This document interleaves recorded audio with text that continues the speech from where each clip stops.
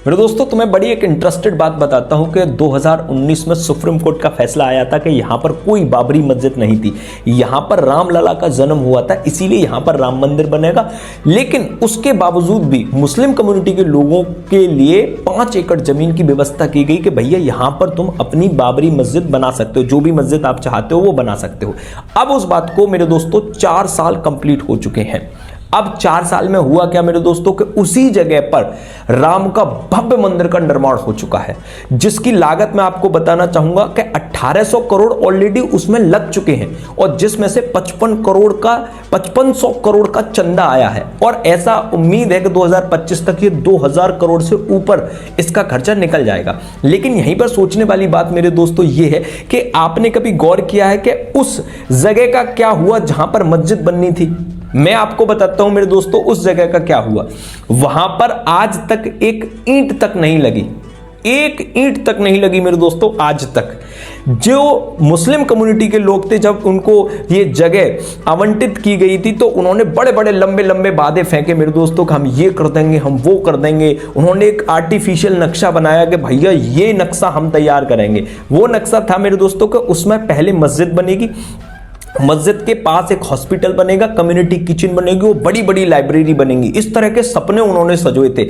अब वहां पर एक ईंट तक नहीं लगी। ईंट की बात तो मेरे दोस्तों बहुत दूर की बात है। मैं एक और नई बात आपको बताऊंगा मेरे दोस्तों कि जो इनका ऐसा मानना था कि मेरे दोस्तों हम ऐसी मस्जिद बनाएंगे, ऐसी मस्जिद बनाएंगे जो ताजमहल से भी ज्यादा खूबसूरत हो। तो उसके नक्शे के लिए 2.25 करोड़ का खर्चा आना था मेरे दोस्तों। 2.25 करोड़ इन पर चंदा नहीं जुड़ा, 2.25 करोड़ चंदा तक नहीं जुटा पाए लोग। और डायरेक्ट लड़ते क्या है, राम मंदिर पे इनको ज्ञान दिलवा दो। राम मंदिर पे ज्ञान देते हैं कि भाई साहब इतना करोड़ रुपए इतना खर्च कर दिया, होगा क्या इन बातों का, इसमें क्या हो सकता है, 1800 करोड़ का खर्चा आ गया। तो मेरे दोस्तों उनके लिए भी मेरे पास एक जवाब है कि जो लोग ये कहते हैं कि राम मंदिर से क्या होता है, यानी इतना पैसा अगर तुम निर्माण कार्यों में या हॉस्पिटल बनाने में खर्च करते तो ये ज़्यादा बेहतर रहता। तो उनसे कहना मेरे दोस्तों कि भैया तुम जाके कभी गूगल कर लिया करो, जाके कभी गूगल करो और उनसे बोलो कि गूगल में ये चेक किया करो कि जितने भी हिंदुओं के मंदिर हैं, जितने भी हिंदुओं के मंदिर हैं,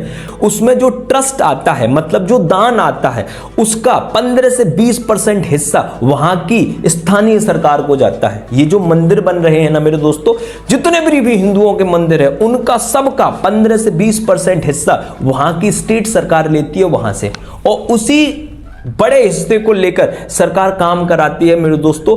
तो अलग अलग निर्माण कार्यों में आप ये ना समझे मेरे दोस्तों कि क्या होता है मंदिर बनाने से। मंदिर बनाकर जो ट्रस्ट मिलता है ना, उस ट्रस्ट का 15 से 20% हिस्सा सरकार पे जाता है और सरकार उन्हीं पैसों से मेरे दोस्तों निर्माण के कार्य कराती है। और दूसरा, जिसको जानकर शायद आपको बुरा लगेगा कि किसी भी मस्जिद से सरकार को 1 रुपया तक नहीं आता, लेकिन इन लोगों को ज्ञान बहुत देना होता है राम मंदिर पर। खैर, तुम सभी लोगों को राम मंदिर की बनने की बहुत बहुत बधाइयां। नमस्कार।